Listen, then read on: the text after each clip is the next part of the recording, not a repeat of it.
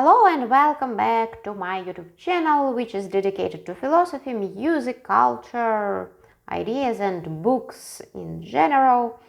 So I am violinist and philosopher, aesthetician and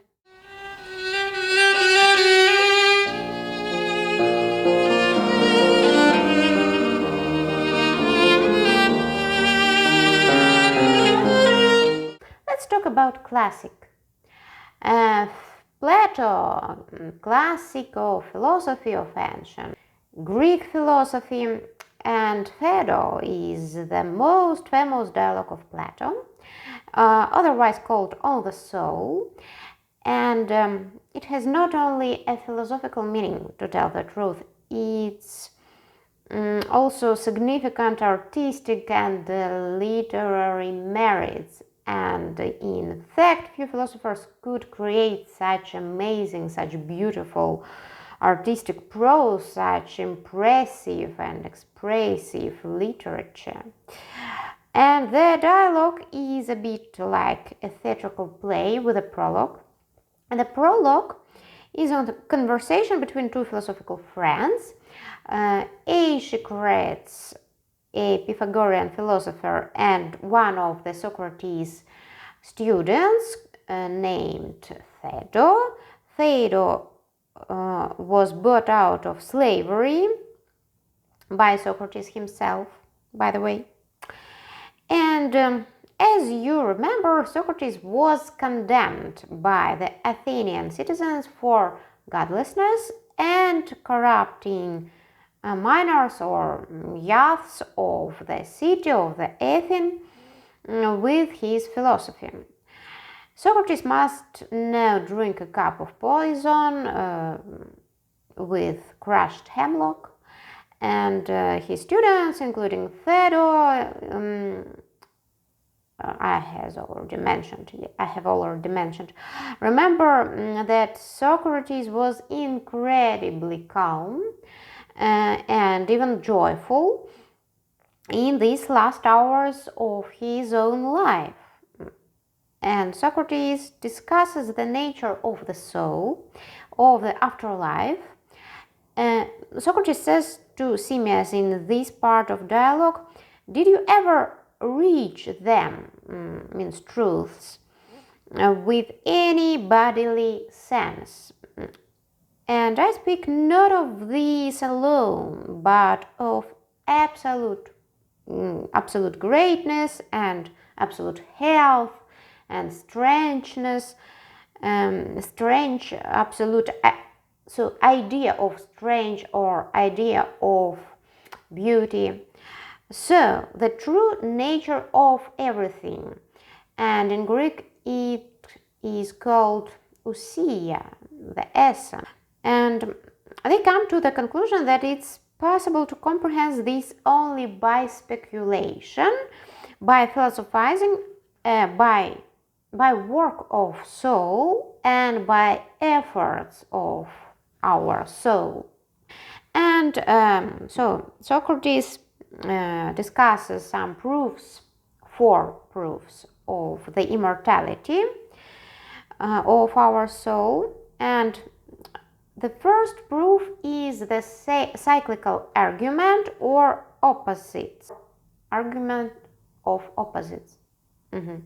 Sebbes argues that they fear that when she, means the soul, has left the body, her place may be nowhere, and that on the very day of death she may perish and come to an end immediately on her release from the body, dispersing and vanishing away into nothingness in her flight.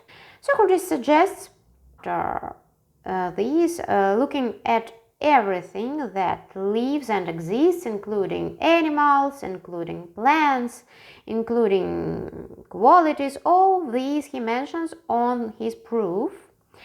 The noble is the opposite of the disgraceful, the just of the unjust, and so on and so forth. An animal, after being asleep, for example, after being asleep, this animal awakens. and nature cannot limp on one leg. So if there is a transition from life to death, then there is a transition back and forth from death to life. The second proof and the second argument, the theory of recollection argument, and it's one of the most significant and important concepts of Plato in Plato's dialogues and in Socrates' dialogues. Its concept is that our knowledge is the recollection of what we saw or contemplated earlier. Earlier in this case means even before our bodily birth. When did our soul contemplate in that high world of ideas, eidoses, sebuses, or kebes, sebus? A very good proof of this, when people are questioned, if you put the question well, they answer correctly of themselves about everything. It was a quote. That is, in fact, Socrates talks about knowledge a priori. Well, this concept is connection with Kantian philosophy, but we can see it also here. This knowledge was gained during the previous life, thanks to contemplation of our soul. The ideas of equality, mathematical objects, beauty, good, and so on and so forth are inherent in us from the very beginning of our own soul. The affinity argument. Socrates asks, then it's most probable that things are always the same and unchanging are the uncompounded things, and the things that are changing and never the same are the composite things. And Sebes agrees, of course. Thus it turns out that the soul is simple and indivisible. It's not harmony, like the structure of the string instrument, for example, of lyre. The soul is something eternal and indivisible and unchangeable. Unlike a changing body. Body is something corrupting and changeable. The soul is like absolute truth or absolute beauty, eternal, unchangeable. At the same time, it's the soul of the philosopher that can achieve purity and uncontamination of soul from connection with body. The argument from form of life, third argument.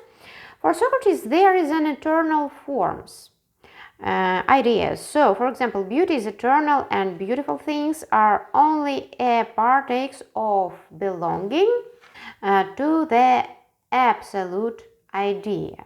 The soul itself brings life, and that's why she animates the body. For Socrates, it's undoubtful.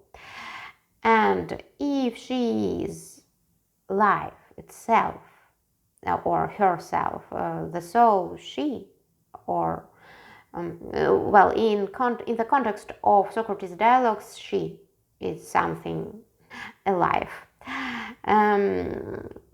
So if she is life itself, then she's not involved in death.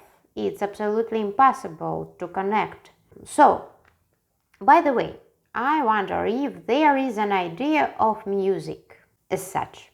After all, the same theory of recollection may be relevant for musical ideas and for our apprehension of music. Why can great composers compose sounds in such a way that they remain in the centuries and in people's memory and perception? Maybe it's something like theory of musical recollection, I don't know.